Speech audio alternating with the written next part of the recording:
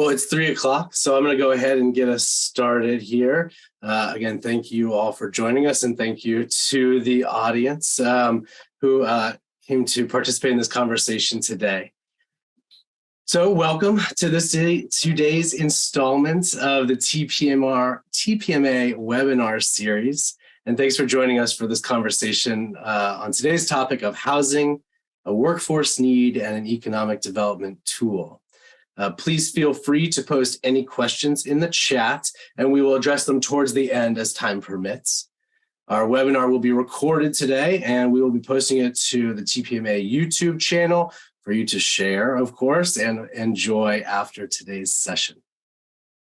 My name is Aaron Finley. I'm a senior consultant at TPMA with a background in workforce and economic development. And I've worked over the last year or so to grow out our housing service line and to assist our partners and clients in addressing this most critical need that we're seeing all around the country. Put simply, there is a growing crisis around affordable and workforce housing in this country.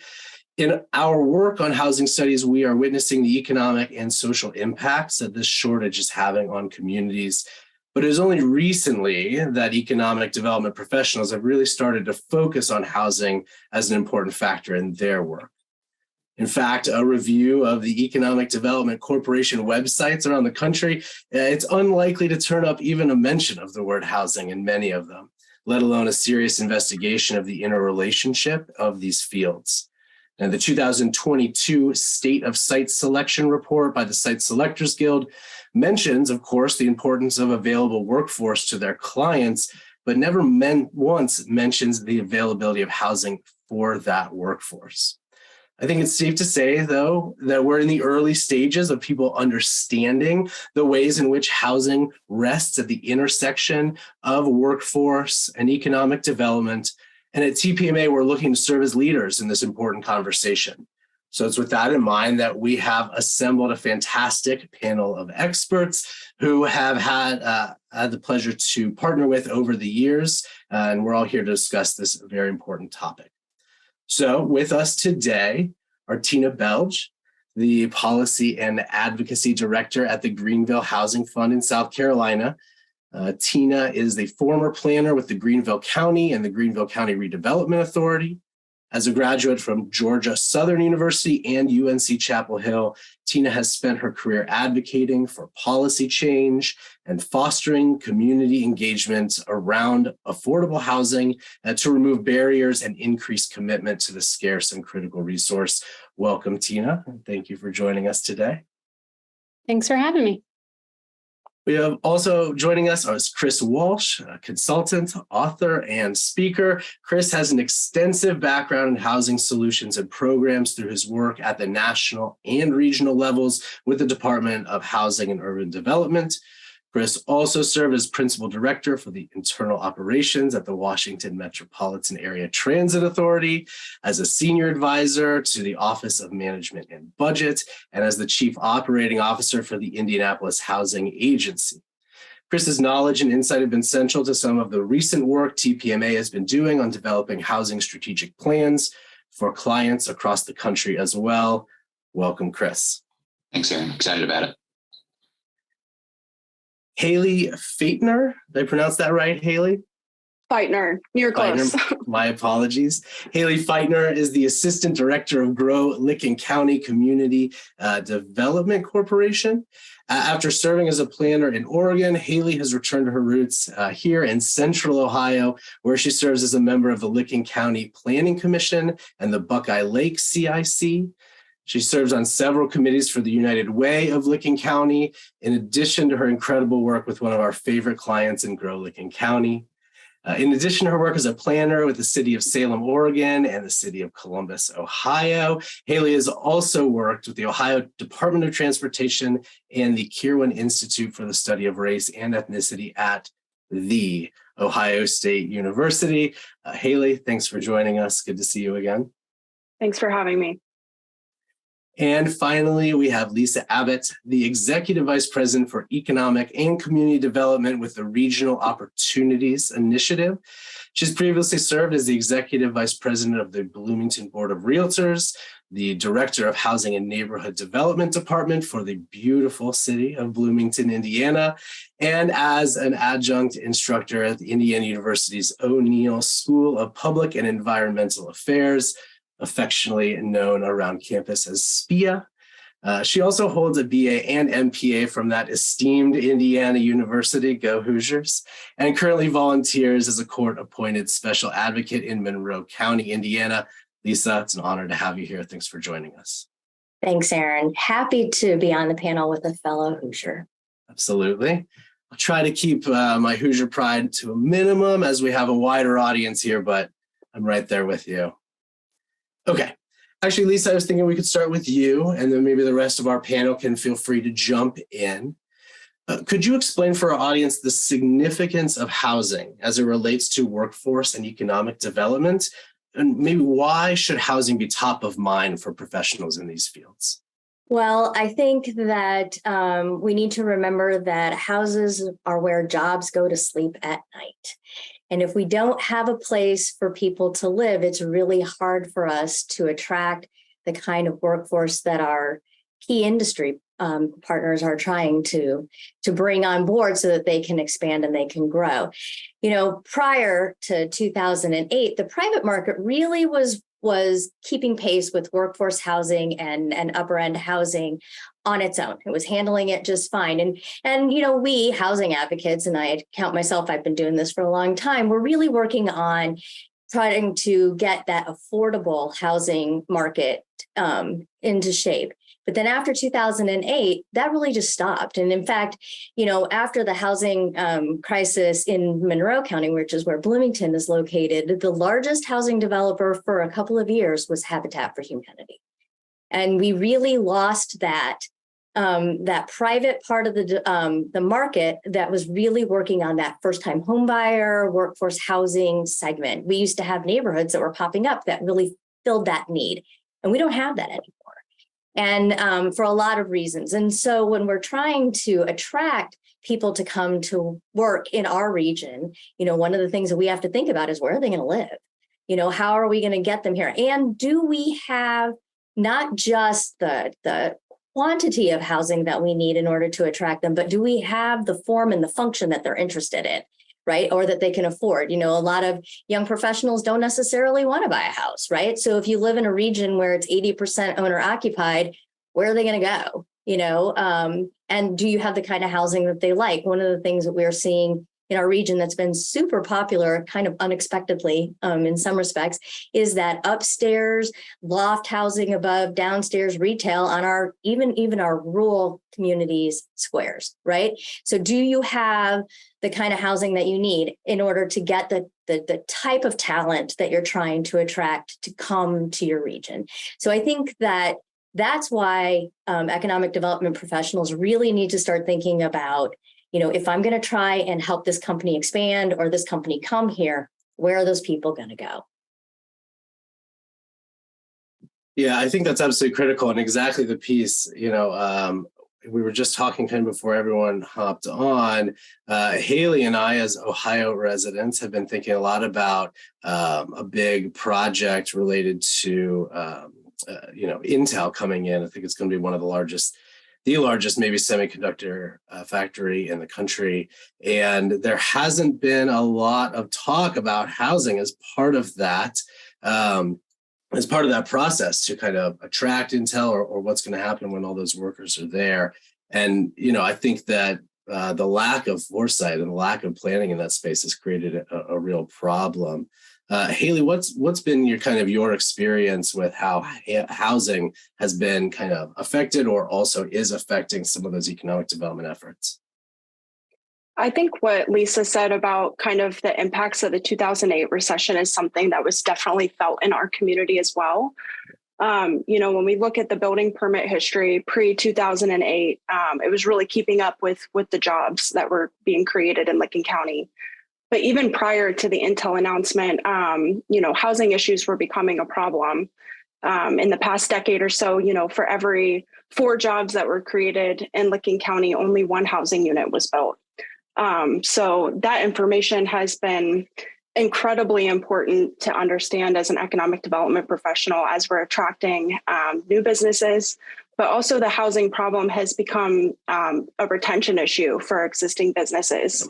In these conversations that we're having with our companies, there's a fear that, the availability of the housing products and that we have is not going to be enough to support our existing workforce.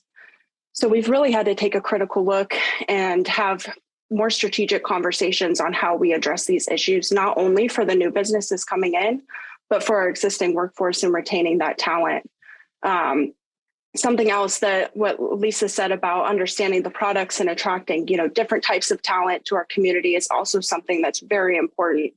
Through some recent housing studies that was done by the BIA of Central Ohio, and also a framework land use study that was facilitated by Planning Next, it was found that we have more mobile homes in our county than apartments.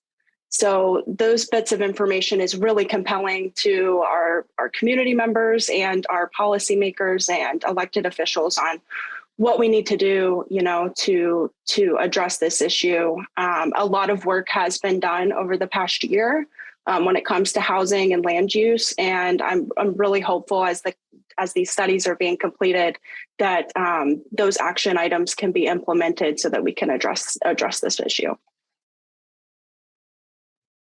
Yeah, absolutely. I'd be wondering, maybe Tina would be a good question for you. Obviously, we've kind of talked a little bit about economic development and relationship with housing, but there's a wide variety of ways that housing or lack of it or approaches to housing impact the community in economic development, but also beyond. So I was wondering if you had kind of any comments to add to what Lisa and Haley have already said about the kind of wide-ranging kind of effects that we see about housing. Sure. Just to continue on the economic development track, we've talked about recruitment, but retention as well, right? So in South Carolina, we've got folks commuting 45 minutes to an hour one way to work because they've been so displaced by the lack of affordable housing. And that really creates tension for employers, employees alike. So they're not able to get to work realistically, especially with our road situation, which is a whole nother conversation. But when you have that strain on employees and employers and the commute like that, as soon as somebody is getting a job close to them that's maybe equal to, or maybe even just a little bit less, they're going to take that, right? They're going to take that opportunity. So a lot of our metro areas which are experiencing growth, pretty catastrophic growth since COVID in particular, especially with lots of transplants. It puts a greater strain on not only that employee, but our infrastructure. Our roads are hitting it. All of the growth and kind of the sprawl is getting exacerbated because of these costs. And so then you also have our counties basically going red in the infrastructure. You have more services being put, whether that's police, EMS, whatever you want, outside of water and sewer and what else. So you kind of have these larger implications of unbalanced growth that we're paying for regardless, right? On the other side of that, you can have the individual impacts. When folks don't have disposable income, they can't invest that in education for their kids. If kids are moving around more than one time after they're 5 years old, you're having, if they're in a lower income, demographic, then that means that they are experiencing economic and educational blocks throughout their lifetime that are going to be affected. And so you have this larger impact on people's economic mobility, which then impacts them as a future employee, which then affects our larger employer market. And so you kind of have these direct and indirect economic outcomes, which unfortunately a lot of the social ones end up impacting our economic vitality. Yeah, absolutely. And I think one of the things we're seeing, there has been a lot of movement, right? Migration, post-pandemic or during the pandemic. And a lot of places that were at one time kind of considered affordable very quickly become unaffordable, right? And sometimes that before even some of those communities have a chance to respond, as those housing costs continue to rise and rise, well, just as quickly, right, it can become unaffordable and people are having to travel outside of the area, long commutes, or even leave the area. So maybe that economic opportunity from all of this growth, can be kind of fleeting in some kind of way. And so really a lot of planning and intentionality needs to be kind of focused on that to make best use of some of those opportunities that are there. I do want to actually pause for just a second because Tina, you brought up some infrastructure, and we do have a question in the chat. I know it's supposed to hold them for later, but it seems pertinent now. Patrick asks about how to help communities access funding for infrastructure improvements, and this specifically water sewer lines he asks about, and how to showcase opportunities to potential developers, and maybe even specifically in rural areas. Wanted to put that out as a question from the audience here and see if anybody had thoughts about that. I can talk about that a bit. So, I serve an 11 county region, most of which is considered pretty rural. And we have a couple of things that we do for infrastructure. First of all, a really great partner in infrastructure for us is USDA. So, they're always my go-to people first. The other thing is that we were talking about housing studies. So we did a housing study for our region, and it showed that we need infrastructure, and we kept making that part of the conversation, and not just the conversation, but the conversation in all of the other plans that we were doing and the things we were doing with the state. And, it started, being part of the housing discussion. And so the state in Indiana recently passed some legislation to do bond financing for municipalities for residential infrastructure specifically, which we thought was such a win for us. And then they also said that 75% of that funding had to be used in rural counties. So, if you can talk to your state about the importance of those kinds of infrastructure build outs and see if there's a way that they can share the risk with the community for doing that, that might be a good win for them there, because that is, in our area, one of the biggest barriers to housing development of any kind. Limestone capital of the world, right? So you put the shovel in the dirt and you hit rock, and that makes it very expensive. So we were really excited about doing that. But I always look right first to USDA for rural housing in particular. Yeah, I was going to say similarly, our city has done like a infrastructure bond. We've also seen, obviously, through HUD, use of CDBG dollars on infrastructure is another possibility. USDA is fantastic. I echo that.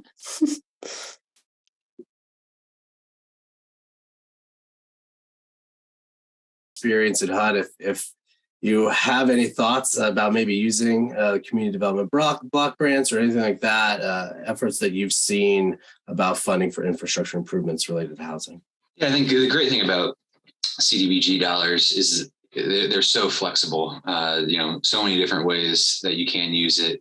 And you can also switch it up year to year. You can decide this year, hey, sewers, infrastructure is what you need. And then next year it's broadband, because now we have the houses and we want to be sure that they have access to the same tools that other sides of the community do. So yeah, definitely take advantage of CDBG, but I will also say folks at HUD are talking to USDA folks on a regular basis because it's a good place to go. I think that one thing, though, that we're all sort of getting at is something to keep in mind as you guys as community members and community leaders are doing is so much of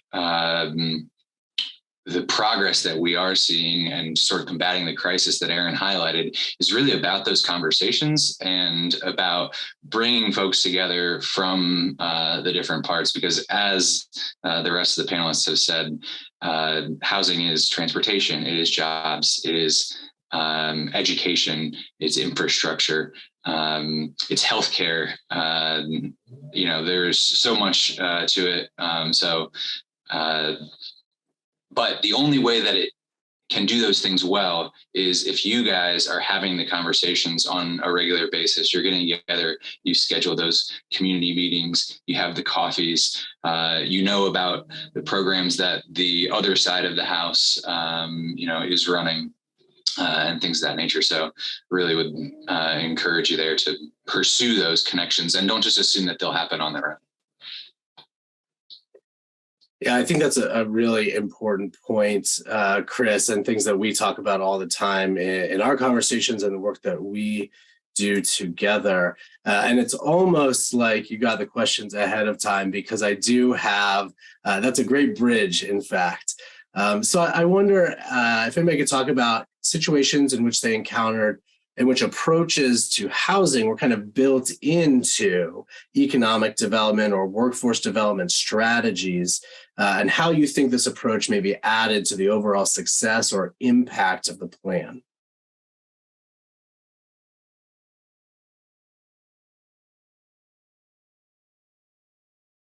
Well, I think for South Carolina, we're a very heavy manufacturing state. And so there's been a lot of movement in terms of developing, like for example, we have one project, we did social impact fund, raise private dollars to create some multifamily affordable that's mixed income, particularly around our BMW manufacturing center. And so that's been something that, we spoke to employers in and around, because not only it's BMW, but it's all their suppliers surrounding them as well. So, thousands and thousands of jobs, and really deciding to be strategic. And actually, this came out of our strategic plan with TPMA, was our target locations. We took that to heart and said, hey, this is a desert really for housing, and really, much needed affordable, and a range of affordability within those options. And, you would look at it like any other market rate affordable, and it's leasing now. So I think just those sometimes we're very reactionary when it comes to housing, but really just being intentional about the place and the type of project. And I couldn't say enough about some mixed use projects we have as well, because that's also a workforce development piece. One of our partners also just did work with the historic tax credit to redo a mill, and it has a lot of retail in there and a lot of tourism and restaurants, in there, but there's also affordable housing as part of their loft development as well. So you can, kind of have a multi-tiered approach. And I'll add on to what Tina said, in our region, we have really used our housing study to sort of look at areas where we know we have employment growth and where we need housing. But on top of that, we had one major employer here in the region that's sort of taken that on their own. They're building housing for their workforce. And so, when they couldn't get the product that their workforce wanted, and they wanted to make sure that they had places for them to buy and to grow into, they just decided to take that on their own and start putting up housing. It's very nice, and we're really excited about it. And so, there's lots of ways to ask the employers to become partners with you in trying to create that housing for, the people that they're trying to attract. Yeah, I think this is a really important point that you bring up, Lisa, and one that I kind of have been spending a lot of time recently thinking about, which is, what is the role for employers in the development and approaches to workforce housing? I was at a statewide housing summit recently put on by a Chamber of Commerce, and I actually asked this question specifically, thinking about some of the kind of best practices through like sector partnerships and things where we're getting different, we're getting industry and education and conversations to address shared needs. I wonder to what extent that we haven't been as deliberate enough or kind of proactive enough to really bring some of the employers into this conversation and have, again, it's very much in their best interest to make sure there's housing for their workforce. And so I wonder what role you think employers either have had, if you've seen successes, as you mentioned, Lisa, or what role they need to have moving forward when we think about workforce housing. Well, I think that bringing them to the table to have a conversation is really important. And they have really, and in our area, been very active in the conversation because, they report to us the biggest barrier for them to bring talent here is housing, right? They got jobs, they got interesting jobs, they got, stuff that people want to do, but where are they going to go? So they've been really, really great about coming to the table. And so we've seen, them, really starting to brainstorm how they could do it. I mean, I know building your own neighborhood is probably a bit extreme in some cases, but there are lots of other things that they could do, and we've seen it over the years, where they can provide, down payment and closing cost assistance to their employees, or they can do home buyer education programs to help them get ready to buy a house. Or maybe, we had also same company that there was a apartment complex, affordable housing complex, and they agreed to pay any of the vacancies on the project in order to make the project cash flow. And there weren't any. They did, they agreed to back it, and that was great. They didn't end up having to do it because it filled up really quickly. So there are, maybe, providing that security that if you're going to build something that their workforce is going to live in, that there's some financial security that the project will work financially. So, I mean, I think those are all things that they can do, but I think that they're ready to have those conversations. They're having them here. And I think, that the employers really want to be part of the solution. When I put my planner hat on, outside of economic development, I think that one of the biggest barriers to our housing problem is zoning. Is our zoning process and permitting and fear that existing neighbors have, and letting increased densities into your neighborhood and allowing more housing. And those decisions are really made on the most local level in a public hearing. And a lot of planners know that usually the most vocal residents are the ones that speak up the loudest, that are against a project. So I think for us, as we talk with our existing employers, we tell them, it's important for you to speak on that same narrative, and advocate for your workers, for housing that they can afford in these local meetings, because, that making sure that you're making yourself available to the councils and the planning commissions that approve these rezonings. It's important to have a voice in the audience, especially a voice coming from a business that can really promote and advocate for those projects.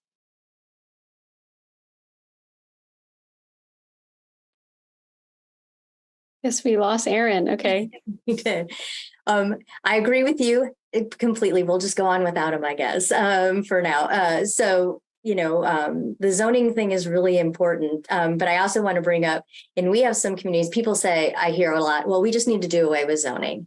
And I have some areas that don't have zoning, and developers don't want to develop there either, because it's, there's no way to know what's going to end up next to you. And you don't want to build something and then have somebody put an inappropriate use next door. So I think that zoning is one of those things where it's like Goldilocks, you got to find the one that fits in order to make it work and have good balance for everyone. But I do think that you're right, that having those conversations and having that other voice at those meetings is super important. I also think that flexible zoning is the type of thing that a community gets to learn from over time, and introducing one bit of flexibility can all of a sudden then lead to something else. If you're saying, hey, lot lines, we can provide some flexibility on, you can get a little closer to the edge, or we can make this a mixed use area and have the commercial space on the bottom and multifamily rental above. Those types of things, I think, are the things that you see communities adopt more and more over time, and they do find that Goldilocks sweet spot. So I think if you guys in your communities find that you're having these conversations, pick something, go with it, try it, and see what happens. You don't have to go to a no zoning option right away, and you might find boy, we have a bunch of people that wanted to build tiny houses, and that wasn't an option before, and now it is. So that certainly is something that I'd be encouraging of. So I think we'll continue. I think there's a question in the chat maybe we could speak to. It asked about examples for private and public partnership projects for housing, and not only housing, but infrastructure. Are there any thoughts on those? So we've done a lot of infrastructure. The state of Indiana has a program called READY, and we have been using our READY dollars primarily to fund infrastructure for housing. So we're a funder, and then we put the infrastructure in, and then the developer can come in and put the housing on top, and it makes it more affordable for them to do housing development. I think that communities can, local municipalities can use USDA or in our case in Indiana, bond money from IFA to do some infrastructure development. And they have to just be, I think, open to expanding their water and sewer capacity because sewer gives you density, and you can't really, that's hard to do with septic.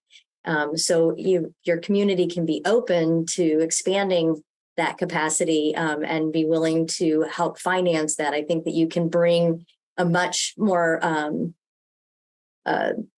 variety of housing types and housing price points to your community. Tina? Yeah, for public-private partnerships, at least housing, maybe not infrastructure, even though I've seen lots of coupling with CDBG in particular, and then maybe it'll be on private land or donated and that kind of thing. And maybe that's through NSP, and then it went through, different iterations. But I would think also there are churches in our community who have lots of, it's pretty substantial amount of land in our community that's owned by private churches. And then partnering with them is another, private public partnership that you could use to kind of kickstart some housing. Any employers, and like I mentioned, our impact fund and just raising private dollars, it's a small return on investment for folks, but it is a way to kickstart some private capital. So you're bringing more in. And when you do that, you're able to kind of not only leverage more, but, go to public officials and say, hey, we've raised these private dollars. It might be philanthropic, it might be employers. Hospital systems are stepping a lot into this space as well. As we mentioned, employers. They are, doing some experimentations about insurance and paying for housing as a way of insurance, I think, in California at this point. But there's also just hospital systems with a down payment assistance. We have that in our community, and it goes straight, to their nursing program. And some are trying to model and pilot that within their own sectors of workforce. So it's definitely out there and happening. Tina, can you address the other question that we have in there? I think it's about North Carolina, but they use Governor Holcomb, who's the Indiana governor. I'm not really sure, but I don't remember that bill about housing quality. I know there was a bill in Indiana about housing quality that did not pass, but I don't think it got vetoed. I'm not sure about that. But did you have something down south that you're aware of? I'm not sure. Negatively impact the quality of housing and disqualify the state from federal funds. I've not heard anything, but I'm obviously more familiar with South Carolina than North. No, I'm not sure on that one. I know there was a question about missing middle and density incentives, so I can definitely speak to that. So we have, I'm sure as many in your community.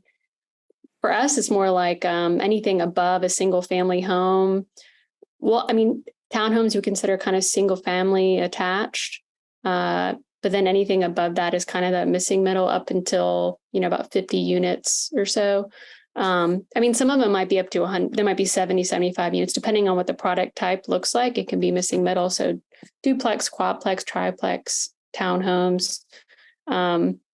And really it's just fitting in what we're seeing is, at least in our area, we have a high growth senior population and a high growth kind of millennial and younger population. And with that, the demand for ones and twos and just smaller footprints is very much needed. So we had a whole missing middle study done in our community, and it very much informed our housing study that came after. And then we also offer density incentives now that are code passed. So you can go a little higher if you provide affordable housing. It's a minimum of 15%.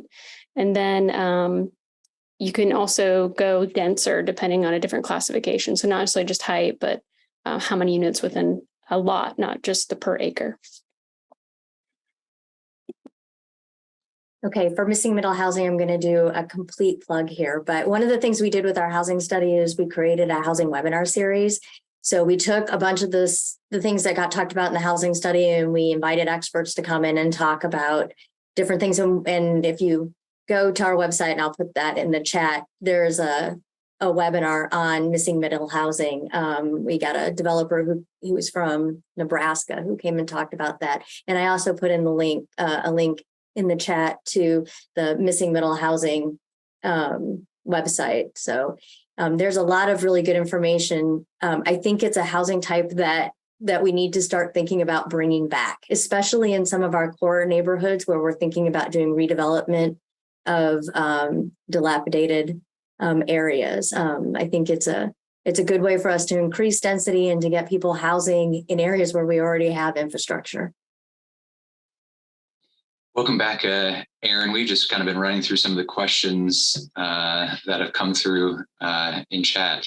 And I'll actually quickly jump back to the question about the House bill that was vetoed. And I can't speak to that specifically, but it looks like one of the main points there was all this is to say there seems to be a lot of disagreement about what will work. And I think that's absolutely right. There is a lot of disagreement. And I really think it's important for us as practitioners to recognize that that disagreement is not exclusively political. It's very easy to say and to think, well, those people who don't, see the world through the right lens think this. And while there certainly may be instances where that is the case on both sides or all sides, I really think one thing that we've seen is there are not clear solutions about what will work. And specifically, there are not clear solutions about what will work for everyone. We see a huge amount of change across the country, different regions. And I think it's important to baseline and understand, hey, what communities are similar to mine, and therefore what's worth trying. But even something that works for one town over might not work for where you are. So I think more than anything, it's actually important to lean into that notion that there is disagreement about what will work, and view that not as a weakness that we need to overcome and just identify what are the right solutions, but to view it as that's great. We get to identify a whole slate of options that then we can try and experiment with.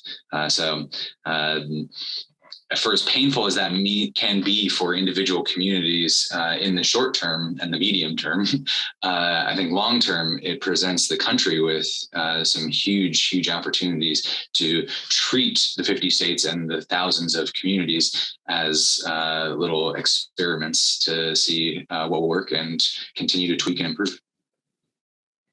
Yeah, I think so, Chris. And thank you. Sorry about some connection issues I'm having over here. But, as you know, Chris, you've stumbled onto one of my favorite talking points here. Here at TVMA, we've been doing all this work all over the country, and I find myself saying all the time that, what we find is that the problems are kind of the same everywhere, right? Not enough housing, not enough affordable housing, but the solutions are different, and that's absolutely critical to understand here, and also to understand that there's not a panacea, right? There's not one single solution that applies in all cases. It's always going to have to be kind of a mosaic of a framework to approach a lot of these issues. And so kind of looking for just one simple solution is just really, kind of leading us, down the wrong path, I think. So again, apologies if I'm having any internet issues here. I'm going to be having some more conversations with my ISP as soon as we hop off the call. gotten them on speed dial recently. But I did want to kind of move on with some of our questions that I had prepared here. And this is a little bit more about taking those steps, right? About kind of implementing or getting started. So what are those first steps that either state or local leaders can be taking to kind of tackle these issues? And really also, how can advocates in workforce and economic development start to get involved in the conversation if they're not kind of already involved or haven't spent a lot of time thinking about some of these issues to this point? I mean, I definitely think the community buy-in is a huge part of this, right? And people just being aware of the problem. I mean, you certainly get to a point where it's, problem definition is old and let's get to some solutions, but you'd be surprised how many people aren't quite aware of the severity of our housing crisis and how that, not only how it's occurred, but how that affects our workforce and our employment. So really just laying out in simple terms as much as you can. I'm a recovering planner, so I tend to go into that speak, right? But like really just laying out how important it is to your community and how it affects everybody, right? Every individual. And engaging them early on in the process, right? Don't just talk to an official when there's a vote coming up. You need to be laying the groundwork and building a relationship with them, be a resource for them. So when people reach out and say, my constituents are having housing issues, they can depend on you. And sending them, research and information so they can kind of grow their own opinion around these things and help them be part of the formulation. Even if it's maybe an inception thing, right? You're okay, maybe let's talk about this. And you're kind of leading in a certain direction.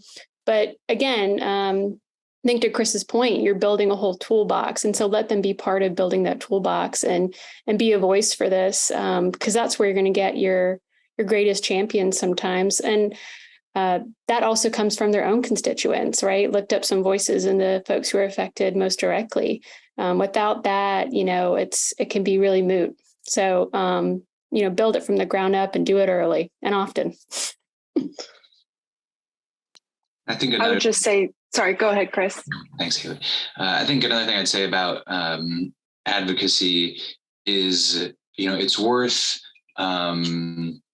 being really intentional and deliberate about your framing and about the language that you use to speak to, the decision makers that you're trying to influence, because the language that you use in communicating with your peers that you work with or other advocates who already agree with you really should not necessarily be the same language that you need to use in conversation with policymakers. And often some of that language can come across as really offensive to them, and you may shut them off from your message.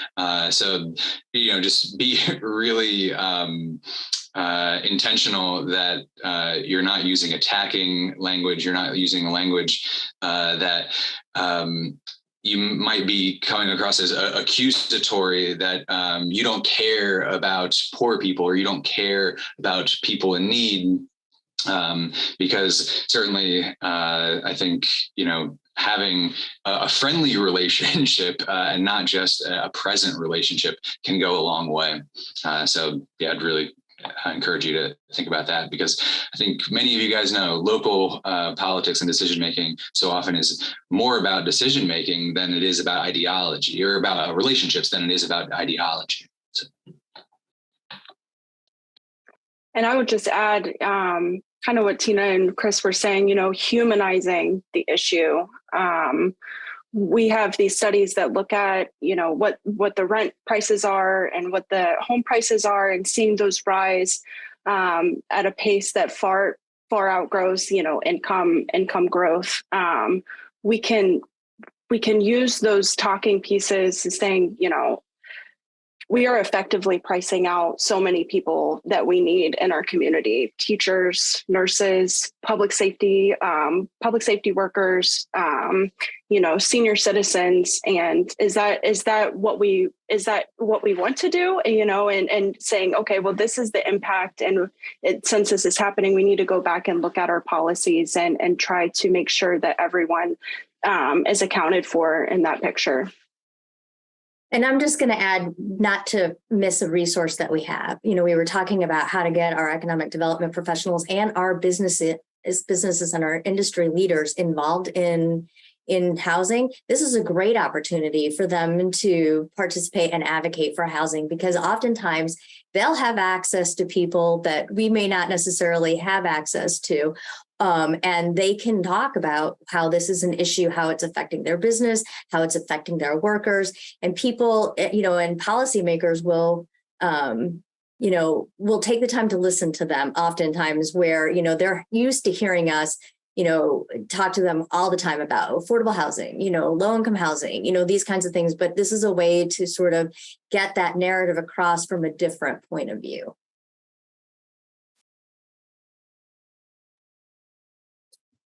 Yeah, absolutely. And I think all of these are really good points, right? And I think trying to make sure that we are not always kind of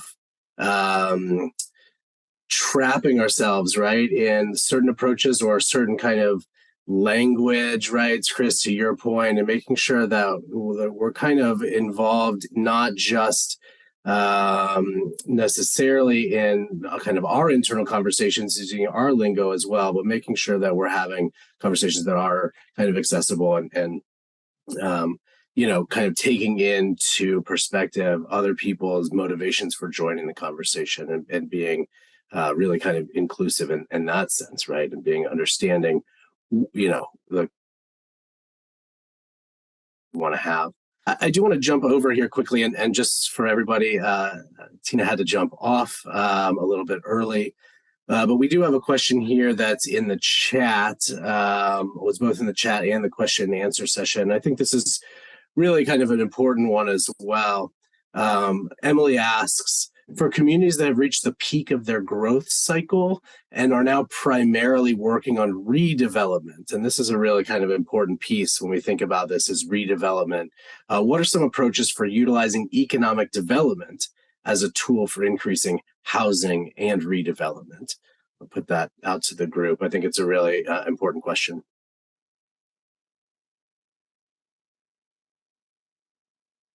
Well, one thing that I'd say is, I think perhaps we've been, overly fortunate in this country for long periods of time, and we are seeing that redevelopment now is becoming the norm. That really, in some ways, there are going to be differences and nuances between development and redevelopment, just as there are, differences between communities. But I think it's kind of important to never lose sight of the fact that no matter what's going on in your community, you need to always be proactive in identifying solutions to current and burgeoning problems as well. So that doesn't answer, what specific items you should dive into, but I think it's an important frame to take to your thought to your community as you're working through development or redevelopment or living in the good times when you're at your peak. So I think worth keeping in mind. At the very least, strategic plan and a vision for the future is something that no matter where you are in the cycle, you need to be sure that that's included.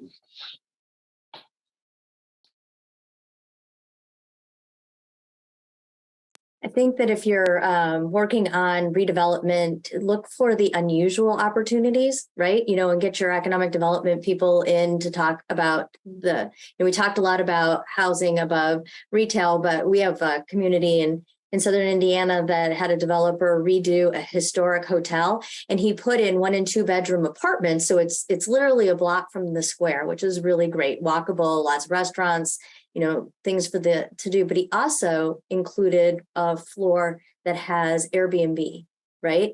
So because they have a lot of big industry. So this is a way for an industry to be able to rent a short-term apartment for somebody they might be bringing in It can bring in tourists. I mean, so when you're thinking about redevelopment and housing, we always think about, I think, long-term housing. I mean, that's been my, historic viewpoint, look at long-term housing, right? But we also need to think, if we're going to grow our industries, that sometimes we need short-term housing, and so what's our opportunity for that? So if you're there, if you're at the pinnacle and you're doing great, what else can you do? What else is available? What else might be a need that you're not thinking about that could be fun? And the other thing that we think about with redevelopment, we talk about being at the pinnacle of our growth. I'm not there yet. So if I get there, I'll let you know what that feels like. And I'll have to call you, Emily, to find out. But, think about, do we have broadband for people? Right. And if we're trying to attract, a certain kind of talent, maybe we need to think about EV charging stations, right? What are the technologies? What are the things, the quality of life things that are out there that young people want to have? And how are we doing at making them available to our whole population? Because we don't want to create disparity in some of our lower income areas. So, what I guess the question then is, what's next, right? How fun? Yeah, I think so. And, as far as kind of approaches for utilizing economic development, I think ultimately what we need to understand, and we've touched on it a number of times here today, is housing for kind of a variety of needs and uses to kind of fill in. I like to talk a lot about the kind of housing life cycle, but we have to understand when we think about redevelopment opportunities that it's not just all kind of the same thing over and over, right? We see a lot of conversations about some really useful things, mixed use development, destination making, and all these kinds of things. They're great for redevelopment approaches. But when we kind of have the opportunity to maybe identify some redevelopment districts or things of that nature, that we are creating a variety of types, a variety of sizes, and a variety of uses to meet those variety of needs. And that creates kind of sustainability, I think, and that's really important to make sure that we're not just kind of building creating another problem by just creating another one set of things over and over. And so I've seen some really interesting things with redevelopment districts and like overlay zoning and stuff like this for redevelopment districts that kind of help to guide in some ways the kinds of development that might go into them. And so I think that's a really kind of critical piece, although I'm not sure it directly answers your question, Emily. We do have a couple other questions here in the chat. One of them asked if there will be a recording. Yes, there will be, and we'll be posting it on TPMA's YouTube channel as well. I did have a question, it might be a tricky one to answer, but Eric asked, how are we coming up with the number of housing units and types needed to support our economic development plans? I think that speaks a little bit to what I was just kind of talking about creating a variety of units and different types. But wanted to put that out there. What do you think are ways to identify the number and types of units that are needed? I'll highlight three things real quick that I'd recommend, all of which are data related. The first is look at your past data and see what that trend has indicated. The second is look to peer communities, other communities that are similarly situated. And then the third is rely on data experts. And I don't work for TPMA, so I can say this. Folks like TPMA who do this thing all the time and have tons of data and know where to dive into the data. Turn to them, rely on them to help you guys come up with estimates, and then, of course, tweak to work for your community individually. So those are the three ways that I think about using data to come up with appropriate estimates. Thanks for the shout out there, Chris. I mean, I think that that's all very right. I mean, we look at a variety of things We obviously look at top industries in the area. We look at growth industries. We want to have a sense about what kind of earnings might be associated with those growth industries.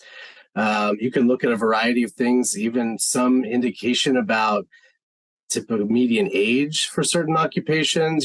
Those can kind of give some indications. There are things like tapestry models, if you're familiar with them, that might give a little bit of insight in the kinds of housing that might be in demand based on the kinds of growth occupations that you have coming in. So I think there's a lot of ways to do that. As far as the number of units, trying to establish based on either projections or a variety of other things, what that demand looks like and number of units can be quite difficult. And there's a variety of ways to approach it. I'm not sure anybody's correct. We do it a couple different ways here and also kind of tailor those demand models for the specific communities. And I think that's also really critical, is understanding that no one model is going to apply everywhere you go. And you want to kind of develop something that responds to the specific needs or the specific environment or situation for the community you're looking at as well.